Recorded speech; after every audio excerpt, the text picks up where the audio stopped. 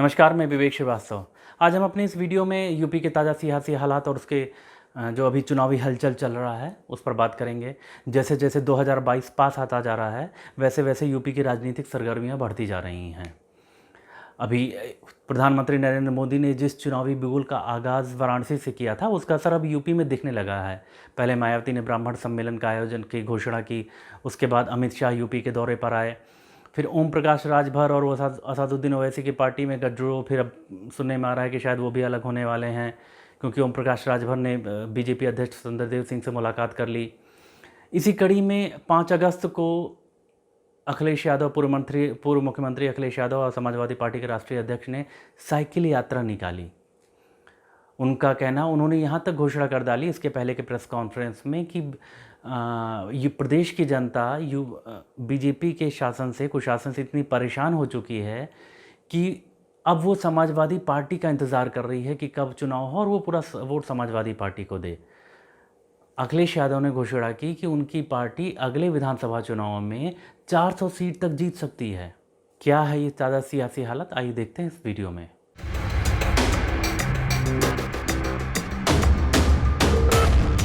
जैसे जैसे 2022 पास आ रहा है, यूपी में सियासी सरगर्मियां लगातार बढ़ती जा रही हैं। 2022 के चुनावी बिसात पर सियासी दलों ने चालें चलनी शुरू कर दी हैं। प्रधानमंत्री मोदी ने वाराणसी से जो चुनावी बिगुल फूंका था, उसका असर अब तेजी से दिखाई देने लगा है। अगस्त महीने के शुरू होते ही सभी दल अचानक सक्रिय हो गए हैं। 1 अगस्त यानी रविवार को गृह मंत्री अमित शाह यूपी के दौरे पर पहुंच गए। राजधानी लखनऊ में उन्होंने इंस्टीट्यूट ऑफ फॉरेंसिक साइंस के शिलान्यास के बहाने विधानसभा चुनाव का खाका भी खींचा। अमित शाह भी पीएम मोदी की तरह मंच से योगी सरकार के कामकाज की तारीफ करना नहीं भूले। उन्होंने चुनाव में बीजेपी के प्रचंड बहुमत से जीतने की भविष्यवाणी भी कर डाली। लखनऊ के बाद अमित शाह मिर्जापुर पहुंचे, जहां उन्होंने मां विंध्यवासिनी के विधिवत दर्शन और पूजन करने के साथ ही विंध्य कॉरिडोर के लिए भूमि पूजन कर उसकी आधारशिला रखी। मुख्यमंत्री योगी आदित्यनाथ इस मौके पर उनके साथ मौजूद थे। अमित शाह तो रविवार को ही दिल्ली वापस चले गए, मगर उनके इस दौरे की धमक यूपी में बरकरार रही।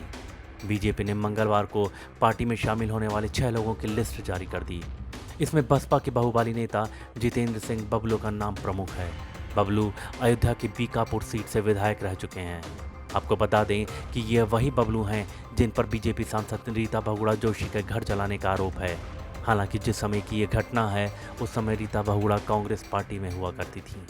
दूसरी तरफ कभी एनडीए का हिस्सा रहे ओम प्रकाश राजभर एक बार फिर बीजेपी के करीब आने की कोशिश कर रहे हैं।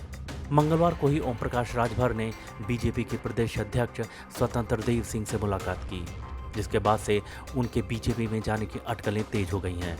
हालांकि राजभर ने इस मुलाकात को शिष्टाचार मुलाकात बताया। वहीं स्वतंत्र सिंह के साथ राजभर की मुलाकात के बाद असदुद्दीन ओवैसी की पार्टी AIMIM भड़क गई है। उसने भागीदारी संकल्प मोर्चे से अलग होने के भी संकेत दे दिए हैं। आपको बता दें कि ओम प्रकाश राजभर भागीदारी संकल्प मोर्चा के कन्वीनर भी हैं। दूसरी तरफ गुरुवार को समाजवादी पार्टी के राष्ट्रीय अध्यक्ष और यूपी के पूर्व मुख्यमंत्री अखिलेश यादव ने अपनी साइकिल यात्रा से यूपी के चुनावी माहौल को गर्मा दिया। बेरोजगारी, तेल की बढ़ती कीमतों, किसान कानून और अन्य कई मुद्दों को लेकर अखिलेश यादव ने केंद्र और योगी सरकार के खिलाफ साइकिल यात्रा निकाली। इस विरोध प्रदर्शन की कमान लखनऊ में अखिलेश यादव ने खुद संभाली। अखिलेश लखनऊ में पार्टी मुख्यालय से अपनी साइकिल पर निकले और जनेश्वर मिश्रा पार्क गए।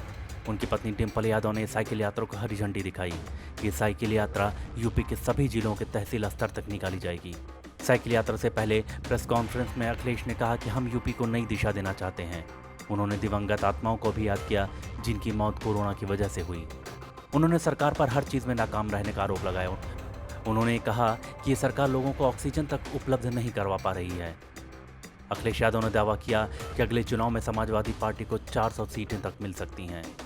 उन्होंने कहा कि इस बार के चुनाव में बीजेपी को उम्मीदवार ही नहीं मिलेंगे। अखिलेश यादव की साइकिल यात्रा को लेकर बीजेपी ने भी पलटवार किया है।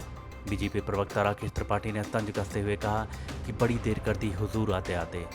राकेश त्रिपाठी ने कहा कि 1.5 वर्षों के बाद अखिलेश यादव अपने घर से बाहर आए हैं। उन्होंने कहा कि अखिलेश कितनी भी साइकिल यात्रा कर लें, मगर ये यात्रा मंजिल तक नहीं पहुंचेगी और भटक कर ही रह जाएगी, क्योंकि उत्तर प्रदेश के उनके कार्यकाल के करतूतों और कारनामों को यूपी भूला नहीं है। बड़ी देर कर दी हुजूर आते आते। अखिलेश यादव जी 1.5 वर्षों के बाद अब जाकर जनता के बीच में सड़क पर आए हैं साइकिल यात्रा लेकर के, जब चुनाव सामने दिख रहा है। लेकिन अब जनता उनको पूरी तरह से खारिज करेगी, क्योंकि जब कोरोना का काल चल रहा था तब ट्वीट करके जनता को बरगलाने का काम कर रहे थे, जनता के जख्मों पर नमक रगड़ने का काम कर रहे थे। एक भी सेवा का कार्य नहीं किया, जनता के सरोकार में साथ नहीं रहे। और अखिलेश यादव जी का कार्यकाल उत्तर प्रदेश की जनता भी भूली नहीं है कि किस तरह से अखिलेश यादव जी के समय में भूमाफियाओं का कब्जा होता था, अपराधियों की पौबारा हुआ करती थी, भ्रष्टाचार चारों तरफ फैला हुआ था, हर नौकरी में भाई भतीजावाद, जातिवाद और भ्रष्टाचार फैला हुआ था। यह उत्तर प्रदेश की जनता भूली नहीं है। अखिलेश यादव जी कितनी भी यात्रा करें, यात्रा मंजिल तक नहीं पहुंचेगी, यात्रा भटक कर रह जाएगी। चलिए, ये तो थी समाजवादी पार्टी की साइकिल यात्रा की बात। अब बात करते हैं राम मंदिर की। 5 अगस्त को राम मंदिर के भूमि पूजन और शिलान्यास के 1 साल पूरे हो गए। पिछले साल 5 अगस्त को ही अयोध्या में राम मंदिर का शिलान्यास प्रधानमंत्री नरेंद्र मोदी ने किया था। राम मंदिर के भूमि पूजन की पहली वर्षगांठ पर मुख्यमंत्री योगी आदित्यनाथ गुरुवार को रामनगरी पहुंचे। उन्होंने राम जन्मभूमि परिसर में विराजमान रामलला का दर्शन किया और उनकी आरती उतारी। अयोध्या के साधु संत मंदिर निर्माण की प्रगति देखकर गदगद हैं। उनका बरसों पुराना सपना पूरा जो हो रहा है। आपको बता दें कि अयोध्या में राम मंदिर के निर्माण का काम खुद मुख्यमंत्री योगी आदित्यनाथ की देखरेख में चल रहा है। 29 अगस्त को राष्ट्रपति रामनाथ कोविंद के अयोध्या आने का कार्यक्रम है। इस वजह से भी योगी की अयोध्या यात्रा बेहद अहम मानी जा रही है। खैर, चुनावी साल आने वाला है तो अब मंदिरों में श्रद्धालुओं से ज़्यादा आपको नेता दिखेंगे। कोई जीत का आशीर्वाद लेने जाएगा तो कोई महज चुनावी स्टंट के लिए जाएगा। हो सकता है कि कुछ जनेऊधारी भक्त एक बार फिर मंदिरों में आपको दिखने लगें। जैसे जैसे चुनाव पास आते जाएंगे वैसे वैसे राजनीतिक सरगर्मियां बढ़ती जाएंगी। नेताओं का दल बदलने का दौर शुरू हो जाएगा, आरोप प्रत्यारोप का दौर शुरू हो जाएगा। कोई उधर से बोलेगा, उसका जवाब दूसरी तरफ से मिलेगा। वैसे वैसे हम आपको हर ताज़ा राजनीतिक जो भी चीज़ें होंगी उनसे अपडेट कराते रहेंगे।